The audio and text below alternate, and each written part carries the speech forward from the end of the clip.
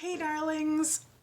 So my very first audiobook, Satyress, went live today, well technically last night I think, but it's live and that's exciting!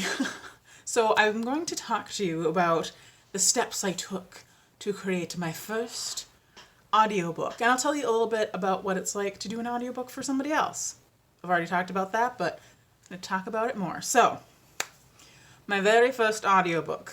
What did I do? Step one, I wrote my book. So I did that. I used Kindle Direct Publishing to put it on Amazon, and I always knew I would want an audiobook for it. I love audiobooks. I listen to them all the time, and that was just how I wanted it to be out in the world as well. And I tried to figure out, what would that look like? Because audiobooks can be expensive. They can be maybe $1,000 or $2,000 or more, depending on who you have narrating it. At that time, I didn't know that there was such a thing as a royalty share, where you basically split the earnings with your narrator. But apparently that's not a good deal. Maybe we'll talk about it later. So, while I was writing it, I would read it out loud to my love, and I really enjoyed that. That was a thing I had so much fun with, and the longer I got into it, the more I would start doing the different voices, and, the different characters would come to me, because there would be Andy, who sounds like me, and then there would be Michael, who sounds a little bit like this, and then there'd be Avery, and there'd just be all the different people coming to me, their voices, and I was like, oh, this is so fun. And then I read it out loud again during my editing process before I sent it to my editor. And it was so fun. Like I said, I loved it, and I was like, could I do this myself? Question mark. And I was like, maybe I could. I don't know. And so I looked into what I would need to do. So during that time, COVID was just rampaging all over the place on our finances. So we were literally doing the deferments for stuff, for our mortgage and our car payments and pretty much anything we could do that on, because otherwise we wouldn't have been able to afford stuff. So I had no foot to stand on to buy anything at all. I was talking to a friend of mine that I do a little bit of work for, and I was like, oh, money's hard, and things are slow. I don't know what to do. And I was out doing some work for her, and then Venmo was like, boop, and I was like, what's going on, Venmo? And it's like, your friend gave you $500, and I was like cried a little bit, and I was like, what? But this friend is very generous and well off, and I was like, holy crap.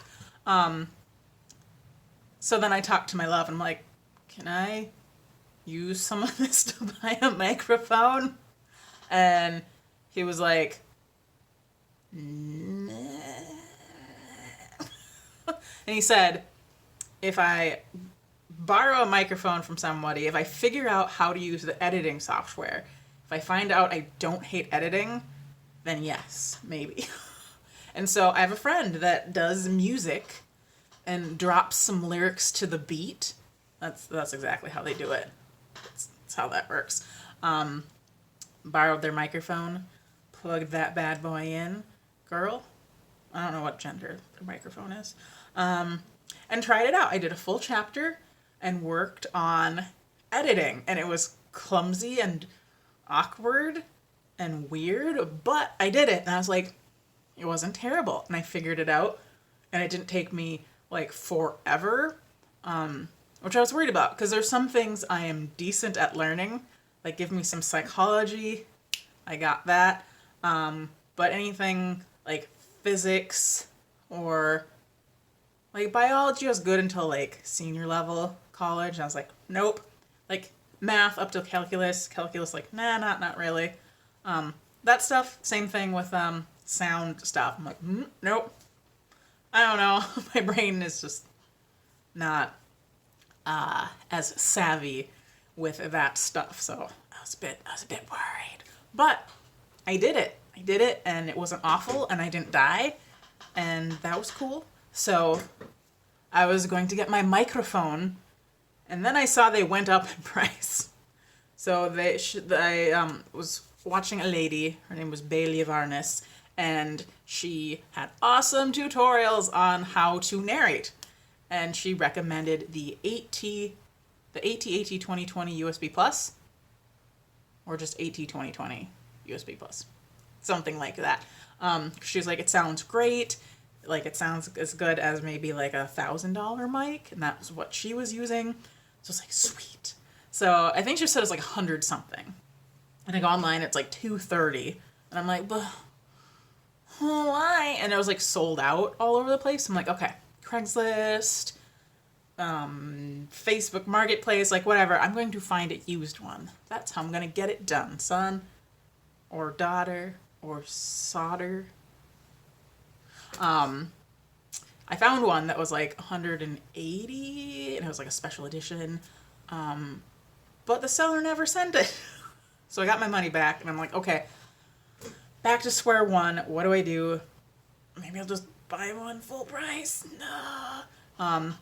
They dropped to $150. Like, so basically right when I decided to actually just buy a new one, boom, they went down. So I don't know if they just finally got them back in stock or what.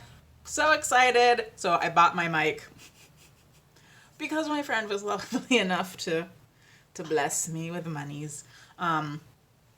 So after that, I built a sound dampening box because I'm in my my area, and this is where I do my.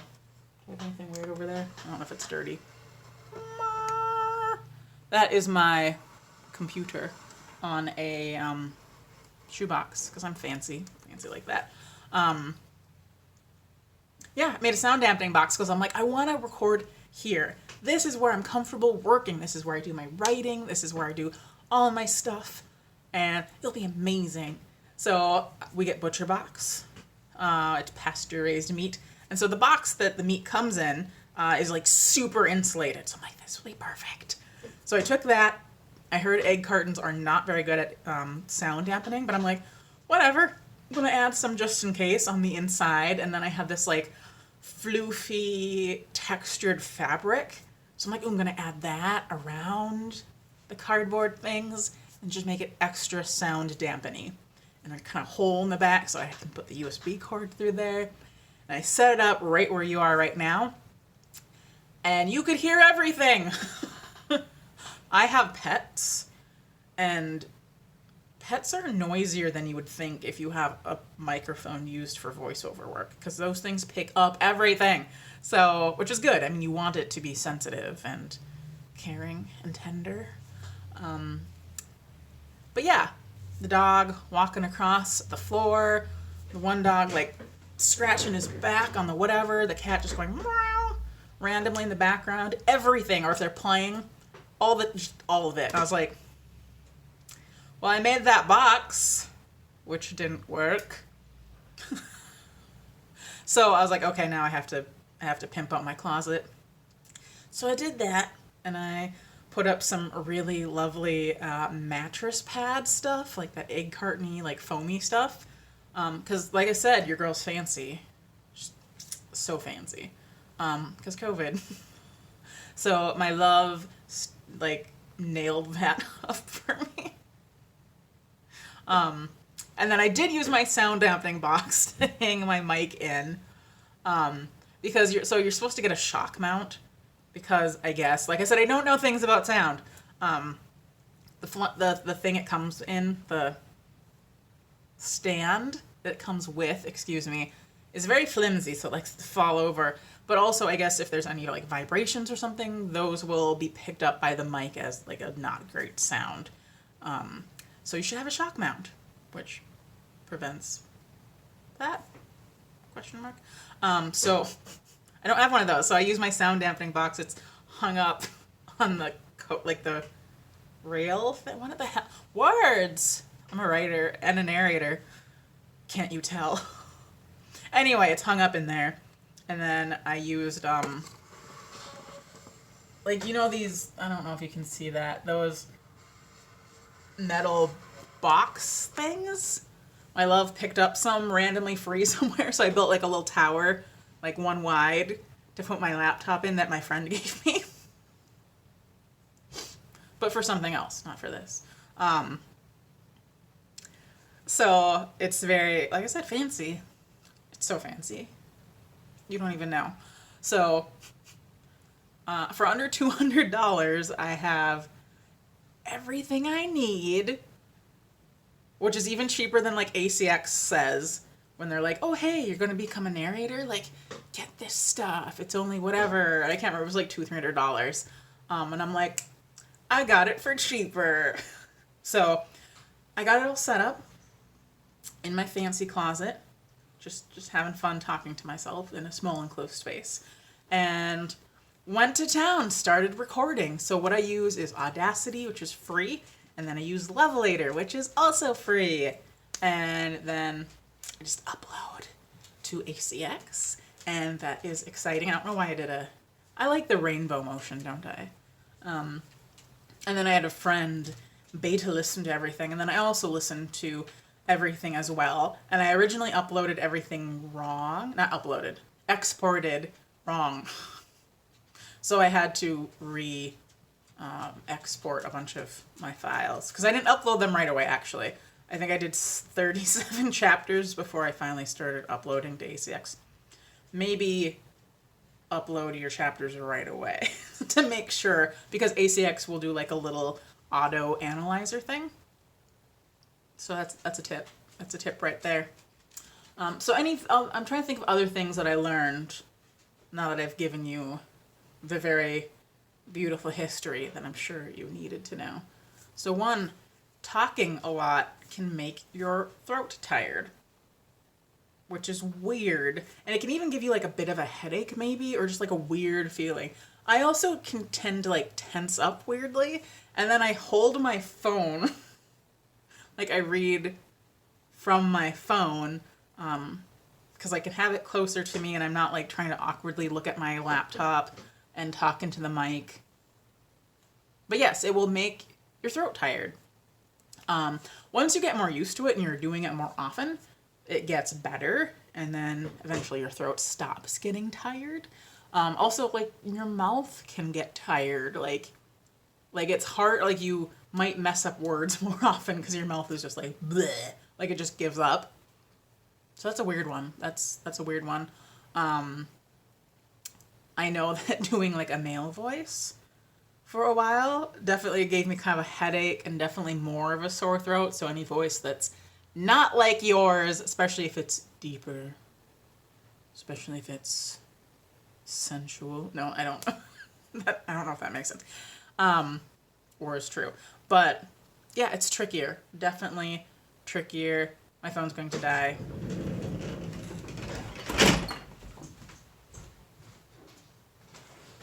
Should I have started over?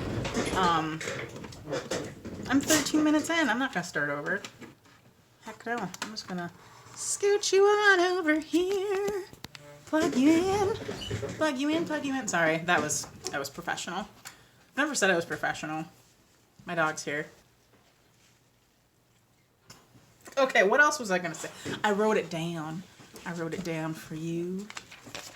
Let's take a look. Noises. So, like I said, I have my closet. The only noise that comes through, there's a few actually, is if there's a very loud car going by, and I want to be like, hey man, I know you feel fancy, but your car is being picked up by my microphone, and I don't appreciate that. So if that happens, I just stop and I wait. And when you're recording, I just watch the line to make sure it's just straight and smooth and not like, rah. You know what I mean by that. Maybe. Yeah, and then I just continue on with myself. But yeah, loud cars, if there's a plane taking off that's like super low or whatever, that will pick it up. If my love is working out, if he's jumping around, if he's dropping weights, that will like shake the house and like that'll pick it up. Or if my dog is barking very loudly. But if my dogs are being quiet, or even if my little dog is whining outside the door, it does not pick it up. Yes. So yeah, still some noises come through. I do want to do more sound dampening. I actually want to move things around in my lovely closet, but I'm going to wait till I'm done with the book I'm on before doing that in case I mess something up. Another thing to be mindful is random noises. So I take off my fitness watch because it buzzes. I take off my crinkly bracelets, and obviously I put my phone on silent because sometimes they don't, and then I have to reread something, and that happens. And another thing I learned is making sure you're following some sort of routine when you're recording. So when I record, I start the button, I wait until it's a nice smooth line, because whenever I start it seems to be like a little bit of whatever noise. Chapter 1. Then I wait for like 3 seconds, and then I like breathe funny. I'm like, and I like, oh, gross, mouth noise at my microphone, and then I wiggle and I jiggle to try to make like clothing noises, and then I start.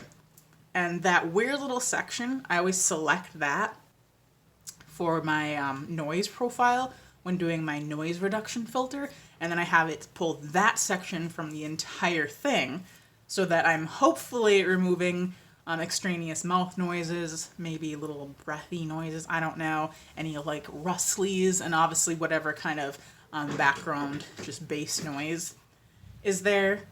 I don't actually know how much that helps, but I do that every time, and I do it that way every time. So once I do that, then I just cut that section out. But then hopefully it helps like dim any of that stuff down in the rest of the recording.